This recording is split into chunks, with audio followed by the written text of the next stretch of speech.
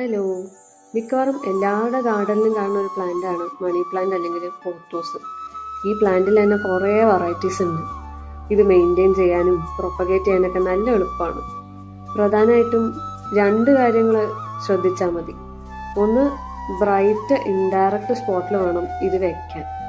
പിന്നെ പോട്ടിംഗ് മിക്സിൻ്റെ കാര്യത്തിലാണെങ്കിൽ ലൂസായിട്ടുള്ള പോട്ടിംഗ് മിക്സ് വേണം യൂസ് ചെയ്യാൻ.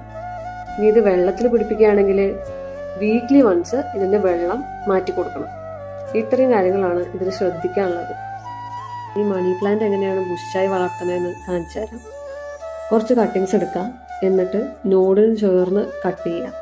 ഇങ്ങനെ ഒരു റൂട്ടും ഒരു ലീഫും കൂടി ഒരുമിച്ച് വരുന്ന പോലെ കട്ട് ചെയ്ത് മാറ്റാം. പോട്ടി മിക്സിനായിട്ട് ഞാൻ എടുത്തിരിക്കുന്നത് ഗാർഡൻ സോയിലും മണലുമാണ്.